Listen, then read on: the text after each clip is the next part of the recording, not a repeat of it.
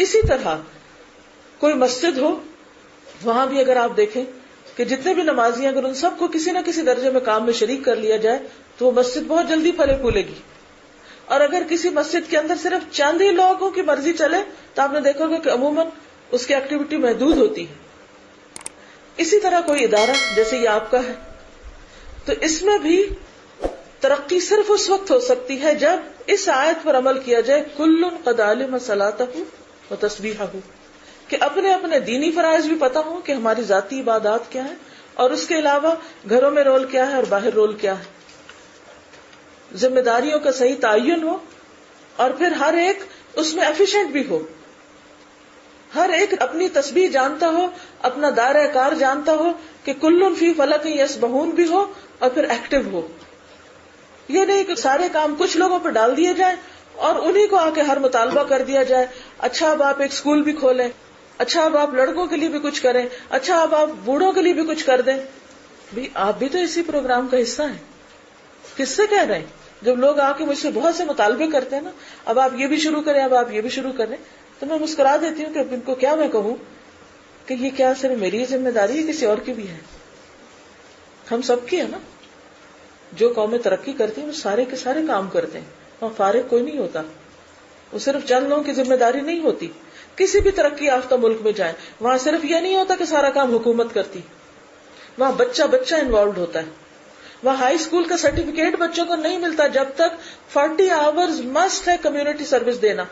آپ جائیں، آپ گھاس کاٹیں، آپ جائیں، آپ بوتلوں کے ڈھکن اٹھائیں، آپ جائیں، آپ ٹوائلٹ صاف کریں، کچھ بھی کریں، مگر کام کرو گے تو سرٹیفکیٹ ملے گا. چاہے سارا سال پڑھو، ٹاپ پہ ہو، لیکن you are not entitled to the certificate جب تک تم کمیونٹی کی خدمت نہیں کرو گے. آج آپ دیکھیں ہماری کمیونٹی چارپائیاں بچھا کے گلیوں میں راستہ روک کے حقہ پی رہی، یا کچھ نشہ کر رہے ہیں، یا کوئی اور اسی طرح کے دنگے فساد میں مصروف ہیں. کیسے ملک ترقی کر سکتا ہے؟ یہی حال پھر تعلیمی اداروں کا، یہی حال پھر دینی اداروں کا، یہی حال. کہیں چلے جاؤ کام کرنا ہی نہیں چاہتے. کام بے شمار ہے، کام کرنے والا کوئی نہیں ہے. اور پھر اگر کرنا بھی چاہتے ہیں تو وہ کرنا چاہتے ہیں جو آتا نہیں ہے، اور وہ سیکھنا بھی نہیں چاہتے. مخصوص قسم کی جابز کو عزت والی جاب سمجھا جاتا ہے، بس جیسے تیسے رشوت سفاری سے وہاں پہنچ جائیں، چاہے وہ کرنا آتا یا نہیں آتا. کتنی جگہوں پر نااہل لوگ ہیں، کلن قد علم صلاتہ و تسبیحہ پہ عمل ہی کوئی نہیں ہے. یا اگر وہ دنیاوی اعتبار سے بڑے کامیاب ہیں تو صلاۃ نام کی کوئی چیز نہیں ہے، اللہ سے کوئی تعلق نہیں. کیسے ترقی ہوگی؟ کیسے ہم آگے بڑھیں گے؟ چلیے چھوڑیے اوروں کو، اپنی ذات سے تو شروع کیجیے. اپنے آپ سے تو پوچھیے، کیا مجھے صلاۃ کا طریقہ آتا ہے؟ کیا میری صلاۃ درست ہے؟ کیا مجھے اپنا کام پتا ہے کہ میرا گھر میں کیا رول ہے اور میرا باہر کیا رول ہے؟ میرے دین کی ذمہ داریاں کیا ہیں اور میری دنیا کی ذمہ داریاں کیا ہیں؟ اور کام اسی طرح کرنا پڑے گا جیسے ایک چکر میں گھوم رہے ہوتے ہیں نا. جیسے بعض اوقات اگر آپ واقعی دین کا کام کرنا چاہیں نا، چاہے چھوٹا سا بھی کرنا چاہیں، تو آپ کو اس چکر میں پڑنا ہوگا. جیسے کولو کا بیل ہوتا ہے نا، دوڑ رہا ہوتا ہے. کبھی دیکھا آپ نے تیل نکلتے ہوئے؟ کبھی دیکھنے کا منظر ہوتا ہے. وہ بیچارہ ایک محدود سے کمرے میں بس گھوم رہا ہوتا ہے، اس کولو کے ارد گرد گھوم رہا ہوتا ہے. اور اگر وہ کہیں کھڑا ہونے لگے تو ڈنڈا پڑتا ہے، پھر گھومتا ہے، حتیٰ کہ وہ تیل نکل آتا ہے تو پھر اس کی جان چھوٹتی. ہم کیا چاہتے ہیں؟ Comfort zone. ہم چاہتے ہیں آرام. ہم چاہتے ہیں ہر چیز اپنی مرضی کی، پھر ہم کچھ کریں گے. وہ کون کرے گا ہمارے لیے؟ ہماری مرضی کی ہر چیز کون بنا کے رکھے گا؟ یہ ہم سب کی ذمہ داری ہے. کلن قد علم صلاتہ و تسبیحہ. تو بات یہ ہے کہ صلاۃ اور تسبیح سے صرف غافل ہی بے خبر ہے، جن کی زندگی میں کوئی مقصد نہیں. کائنات تو ساری اپنا اپنا کام کری. ایک چھوٹا سا جو ایٹم ہے نا، وہ بھی چین سے نہیں بیٹھا ہوا. کیا کر رہا ہے ایٹم؟ سب سے چھوٹی چیز کیا ہو رہا تھا اس میں؟ کوئی ہوتی ہے ایکٹیویٹی؟ تو کیا ہمارے لیے اس میں سبق نہیں کہ ایک ذرہ تو تسبیح کر رہا ہو، حرکت میں ہو، اور ہم زمین پہ بوجھ بن کے بیٹھے ہوئے ہیں اور ہم کچھ بھی کرنا نہ چاہیں، ہم صرف سستی کے مارے آرام طلب ہی رہیں. کل قد علم صلاتہ و تسبیحہ. ہر ایک کو اپنی صلاۃ پتہ ہے، ہر ایک کو اپنی تسبیح پتہ ہے، ہر ایک کو اپنی دعا، ہر ایک کو اپنی نماز، ہر ایک کو اپنی عبادت کا انداز، اور ہر ایک کو اپنے کام کرنے کا طریقہ، جو بھی اللہ نے اس کی ڈیوٹی لگائی وہ اس میں پوری طرح سرگرم عمل ہے، اور پھر گھومتے چلے جا رہے ہیں اور کبھی رکتے نہیں، تھکتے نہیں، کہیں نہیں رکتے، لا یفترون. اور ہمیں کام سے زیادہ آرام چاہیے ہوتا ہے، پھر ہم تھوڑا سا ہل جل کر سکتے ہیں. تو اللہ کے گھر کیسے بلند ہوں گے؟ اللہ کے گھروں میں ذکر کب ہوگا؟ جب ہمیں صلاۃ اور تسبیح آئے گی. آپ دیکھیں کہ صبح جابس پہ جانے کے لیے، کام پہ جانے کے لیے کتنی گاڑیاں نکلتی ہیں، سڑکوں پہ کیسا کیسا رش ہوتا ہے. کیا اذان کے وقت، نماز کے وقت مسجدوں کے آگے بھی ایسا ہی رش ہوتا ہے؟ کیا اس وقت مسجدوں کی طرف جانے والی روڈز بھی اسی طرح بلاک ہوتی ہیں کہ سب اپنی صلاۃ کے لیے گھوم رہے ہیں، جا رہے ہیں؟ تو گھر تو روشن نہیں ہوئے نا اللہ کے، پھر ایمان کی حرارت ہی نہیں ہے کہ جو وہاں تک 4 قدم لے جائے. ہر جگہ بھاگ رہے ہیں، ہر جگہ جا رہے ہیں. پھر اپنے بالکل انتہائی پرسنل لیول پر سوچیے آپ کا رول کیا ہے. مثلاً آپ ایک طالب علم ہیں، تو بحیثیت طالب علم آپ کو کتنی محنت کی ضرورت ہے. ہم تو اسی پہ ہی بحث کرتے رہتے ہیں کہ یہ اتنی امانتیں کیوں ڈال دی ہیں، اور اتنی دفعہ سبق کیوں گھماتے ہیں آپ پڑھواتے ہیں، اتنے چکر کیوں دلواتے ہیں، اور اتنی مشقت میں کیوں ڈالا ہوا ہے. تو بحیثیت طالب علم کیا میں اپنی ذمہ داری ادا کر رہی ہوں؟ اگر میں ایک استاد ہوں تو کیا بحیثیت استاد اپنا فریضہ پورا کر رہی ہوں؟ اگر میں ایک گروپ انچارج ہوں تو مجھے پتا ہے کہ مجھے کیا کرنا ہے، میری ذمہ داری کیا ہے، مجھے کتنا تھکنا ہے ان سب کے لیے جن کی میں ذمہ دار بنائی گئی ہوں. اگر میں ٹیلی فون کے اوپر بیٹھی ہوں تو کیا مجھے پتا ہے کہ اس سسٹم کو کیسے آپریٹ کرنا اور کیسے کام کرنا ہے.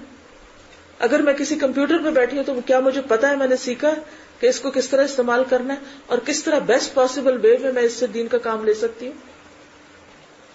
ہم تو اپنی نااہلی کی وجہ سے سیدھی چیزوں کو بھی خراب کر دیتے ہیں. کیوں سسٹم بگڑ جاتے ہیں، کیوں چیزیں ٹوٹی پھوٹی رہتی ہیں؟ کیونکہ کام ہی نہیں آتا، پتہ ہی نہیں کہ کسی چیز کو استعمال کیسے کر. کیوں مسلمز پیچھے؟ کیا اللہ نے جن کا ایمان نہیں ان کو زیادہ دماغ دے دیا، اور جو ایمان لاتا گیا اس کا دماغ سوتا گیا، کہ آج ہم ہر جگہ پچھڑے پڑے ہیں کیونکہ ہم نے اس تقاضے کو سمجھا ہی نہیں جو اللہ نے ہم سے کیا کہ کل قد علم صلاتہ و تسبیحہ. اپنے اپنے گولز اور ان کے مطابق اپنے رولز کو سمجھیے، سیکھیے، اور اس میں اور زیادہ تیز رفتاری لائیے. واللہ علیم بما یفعلون، واللہ علیم بما یفعلون. اور اللہ خوب جانتا ہے، بہت اچھی طرح جانتا ہے کیا وہ جو کچھ بھی کرتے ہیں، جو کچھ ہم کر رہے ہیں، سب اس کو پتا ہے کہ کون کتنی تیز رفتاری سے کیا کر رہا ہے. ہم سب کو دن میں 24 گھنٹے ملتے ہیں، لیکن کچھ لوگ ان 24 گھنٹوں کو بہترین منظم طریقے سے گزارتے ہیں، انتہائی پروڈکٹیو ہوتے ہیں، بہت سے کام ان کے نبٹ جاتے ہیں، اور کچھ لوگ انہی 24 گھنٹوں کو ضائع کر بیٹھتے ہیں. ہم سب اپنے اپنے اعتبار سے دیکھیں کہ اپنی ذمہ داری کے اعتبار سے ہم کیا کر رہے ہیں، کیونکہ ہمارا معاملہ لوگوں کے ساتھ نہیں، اللہ کے ساتھ ہے. واللہ علیم بما یفعلون. جب کوئی نہ دیکھ رہا ہو، کوئی نہ پوچھے آپ سے، تو خود اپنے آپ سے پوچھا کریں کہ کیا واقعی مجھے اس وقت یہی کرنا چاہیے تھا جو میں کر رہی ہوں؟ کیا میرے کام کا یہی تقاضا ہے، بس اتنا اور یہی کام ہے؟ کیا جو بھی مجھے کوئی ڈیوٹی دی گئی، جو بھی کوئی امانت میرے اوپر ڈالی گئی، کوئی ذمہ داری جو مجھ پہ ڈالی گئی، کیونکہ کلکم راعٍ، ہم یہاں سے بھاگ جائیں کہیں اور جائیں، جہاں بھی جائیں گے زندگی میں کہیں پر بھی ہوں گے. ضروری نہیں کہ اس چھت کے نیچے ہی ذمہ داریاں ہیں، آپ کہیں پر بھی ہیں، ہر جگہ ہی ذمہ داریاں ہیں. لیکن اپنی ذمہ داریوں کو نبھانے کے لیے کیا آپ کو طریقہ معلوم ہے؟ طریقہ جانے بغیر تو کھانا نہیں پکتا، ایک روٹی نہیں پکتی. لیکن ہماری اکثریت ایک خاتون ہونے کی حیثیت سے ان بنیادی سکلز میں بھی نااہل ہے. ایک جھاڑو نہیں لگانا آتا، اور اگر کسی سے کہہ دیا جائے تو کہتے ہیں کیا ماسیاں اللہ کی مخلوق نہیں ہے؟ کس چیز کا تکبر ہے آپ کے دل میں کہ لوگوں کو آپ نے طبقوں میں بانٹ دیا ہے؟ کیا اللہ کے رسول صلی اللہ علیہ وسلم اپنے گھر میں جھاڑو نہیں لگا لیتے تھے؟ کیا یہ حقیر کام ہے؟ جو کام اللہ کے رسول صلی اللہ علیہ وسلم نے حقیر نہیں سمجھا وہ ہم صاحب ایمان کام ہی نہیں سمجھتے. تو اصل خرابی یہی ہے کہ نہ پتا ہے کام کیا ہے اور نہ پتا ہے کہ کرنا کیسے ہے. اور پھر وہی ظلمات بعضھا فوق بعض، اندھیروں میں ہونے کی وجہ سے خود کو بھی نقصان دے رہے ہیں، اپنے آس پاس جو رعیت ہے اسے بھی نقصان دیتے ہیں، اور بحیثیت مجموعی امت اور پھر انسانیت کے لیے بھی خیر خواہ نہیں ہے، فائدہ مند نہیں ہے. اور اللہ کا یہ قاعدہ ہے کہ جو فائدہ مند نہیں رہتا پھر اللہ کو اس کی ضرورت نہیں.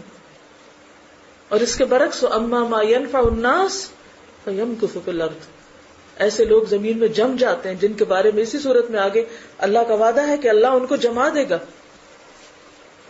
یہ آیت نمبر 55 میں آتا نا، وعد اللہ الذین آمنوا منکم وعملوا الصالحات لَيَسْتَخْلِفَنَّهُمْ فِي الْأَرْضِ كَمَا اسْتَخْلَفَ الَّذِينَ مِنْ قَبْلِهِمْ وَلَيُمَكِّنَنَّ لَهُمْ دِينَهُمُ الَّذِي ارْتَضَىٰ لَهُمْ وَلَيُبَدِّلَنَّهُمْ مِنْ بَعْدِ خَوْفِهِمْ أَمْنًا يَعْبُدُونَنِي لَا يُشْرِكُونَ بِي شَيْئًا وَمَنْ كَفَرَ بَعْدَ ذَلِكَ فَأُولَٰئِكَ هُمُ الْفَاسِقُونَ.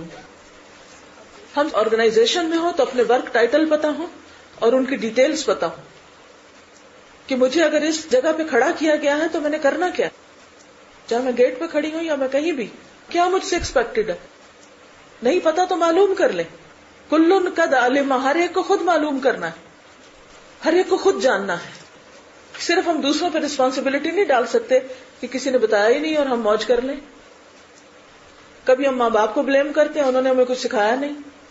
کبھی ہم استادوں کو کرتے ہیں، کبھی ہم معاشرے کو کرتے ہیں، کبھی ذمہ داروں کو کرتے ہیں. اپنی ذمہ داری نہیں پہچانتے، دوسروں پہ ڈالتے رہتے ہیں. ٹھیک ہے وہ اپنی بھگتیں گے اگر انہوں نے کوتاہی کی ہے، لیکن آپ کی تو آنکھیں کھل گئی، اب آپ تو ہوش میں آ جائیں. جو ان سے کمی کوتاہی ہوگی اس کا ازالہ آپ کر دیں. واللہ علیم بما یفعلون،